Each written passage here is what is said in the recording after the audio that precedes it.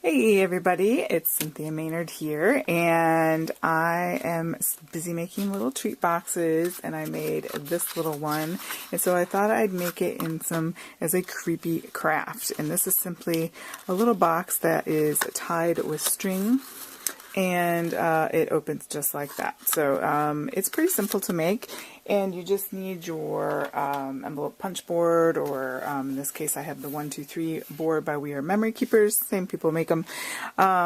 So we're going to be using the little bats in the Halloween paper. We're going to be using some of this gorgeous glimmer paper, and some Whisper White, and our cookie cutter punch. And if you know what size you want to make, I'm just making something small enough, that you could put some little chocolates in there. You could put a tea light in there, something like that. So it tells you we're following the pink guidelines here, and we're just making the smallest size. So we're going to need a 6x6 piece of this paper. So I'm going to go ahead and trim that down. Alright, so I have this trimmed to a 6x6 paper. Bats are making me think of our washing machine had broken down a week ago, and I had never been to a laundromat before. It was a new experience for me. It's just I've always had access to a washing machine, so it was my first time, and I went there, and there was a bat loose in the laundromat, so we were all ducking. He was swooping with his little radar at us. It was quite the experience. So anyway, in honor of our laundromat bat, we are going to use our batty paper. Okay, so what we're going to do is, I don't know why I closed that up, I got talking. What we're going to do is follow the directions. Now you can follow most of the directions on your board, except we are going to veer away a little bit toward the end, but the beginning part is pretty simple. And we need our little bone folder. Alright, so we have 6x6, so we're following the small markings here. So small, score line A, score line B, and we're not going to use this one this time, and then the punch, of course. Alright, so we simply align our left edge to that size, so we're going to the small line there, and then we are going to go ahead and punch and score on both of these diagonal lines. So just like that, and just like that.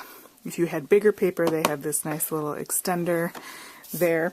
Alright, and then we are going to go ahead and rotate that 90 degrees counterclockwise and repeat all those steps. So it's pretty simple. Really, it can be done in a matter of minutes if you want to give a gift to somebody, which is nice. It doesn't have to be super complicated. Just doing what we did each time there and scoring.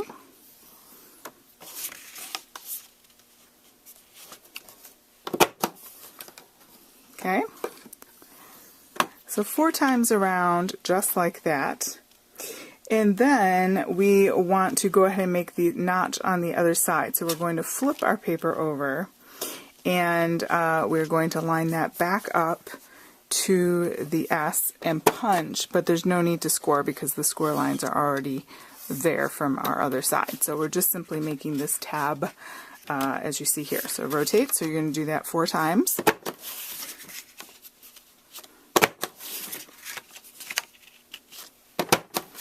Alright, just like so, and this is what you should have. And then we're going to go ahead and just round these corners, just because it's a nice finishing touch.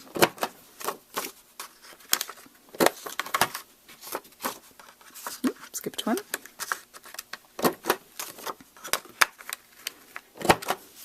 Alright, I'm going to go ahead and burnish my score marks here. The stripy paper, it's a little more difficult to see, but you can kind of see the raised lines there.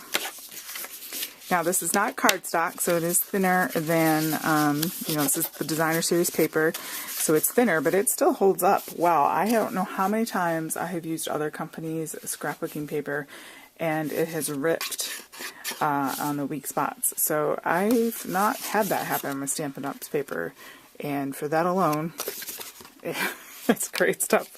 You can make your boxes.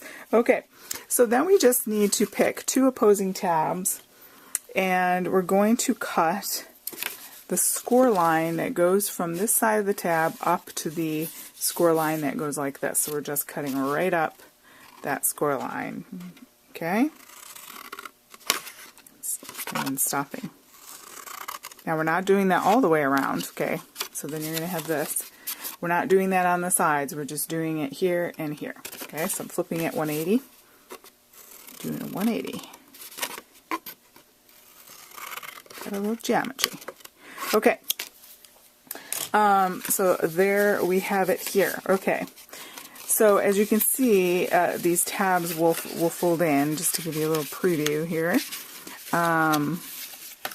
Like this is our goal, okay? It's going to fold up into our little box, okay? So on the side that you want, the good side, right side up, the side that you want to show on the outside, you're going to put your adhesive.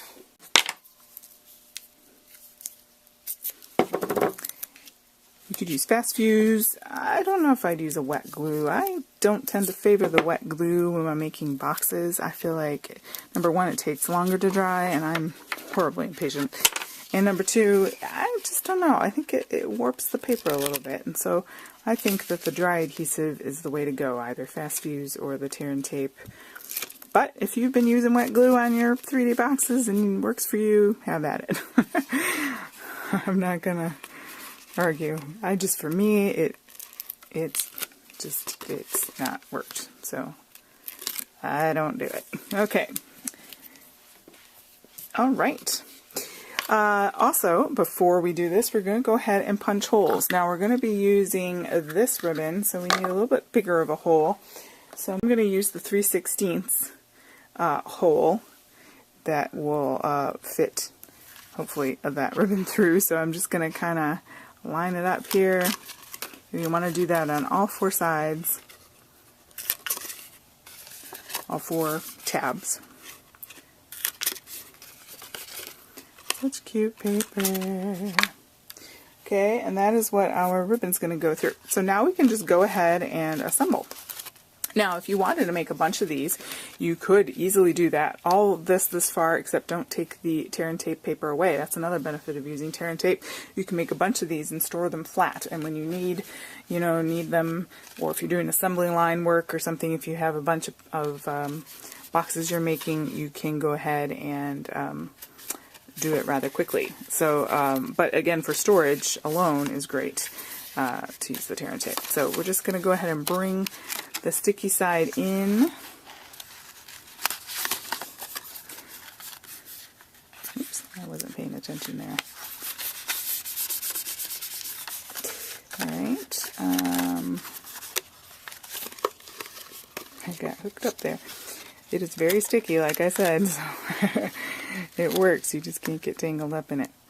Alright, and then our last one, kind of making sure our edges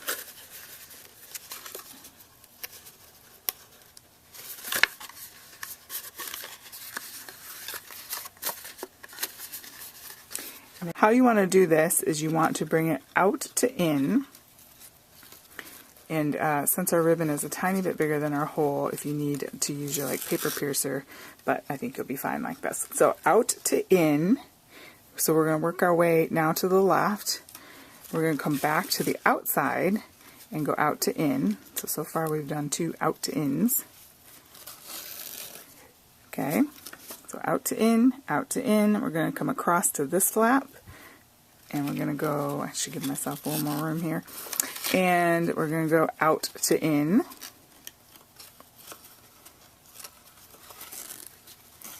Okay, and then we're going to go into out. In and out burger. Alright. I've never even had an in and out burger. I don't know why. And that way it's almost like a little, you could see there, the string there, so that when we tie it, it pulls it closed. So we want to leave ourselves enough room to, I'm going to get my fabric scissors here. I used twine on my other one and it doesn't really have great dimensions, so in terms of standing up. So the nice thing about ribbon, Stampin' Up! Ribbon is so nice.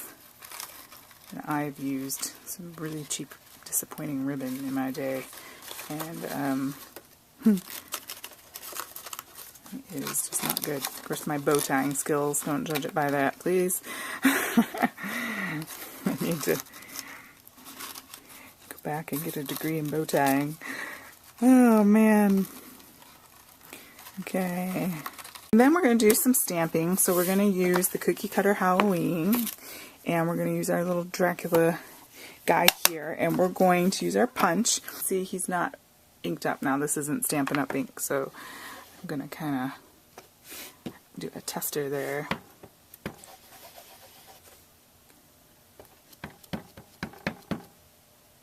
Alright. Alrighty. And then we're just going to stamp him. Give it a second to sink in. Alright. So cute.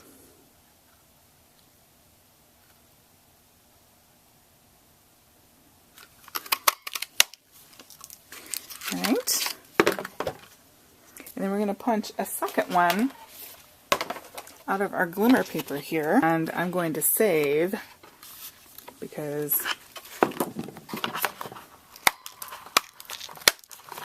a little thicker. Because this is so precious commodity, I'm going to save in my little bin of little die cuts and things. Then when I have extras, I put them in a little bin and I save these because you might as well. I can use these. Where's the, there's some, oh, that's not it. Here's the heart. Save those. I mean, you might as well, right?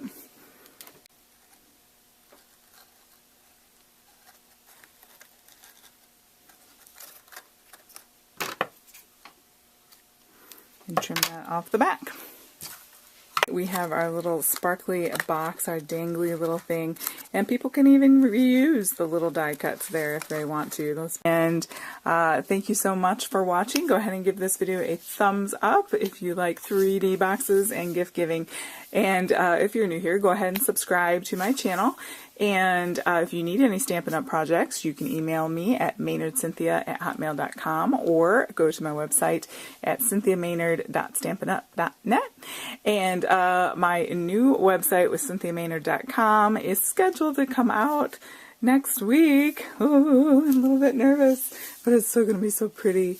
And it's going to take me a little bit. I am not a techie person, so you have to be patient with me while I learn how to post things correctly and all that kind of stuff. But I'm looking forward to having kits available and lots of fun stuff and just having a great place for everybody to congregate. And in one spot from YouTube for my writing. I write mysteries on Amazon and all that good stuff. So, alright guys, thanks so much for spending your time with me today. Have a great day.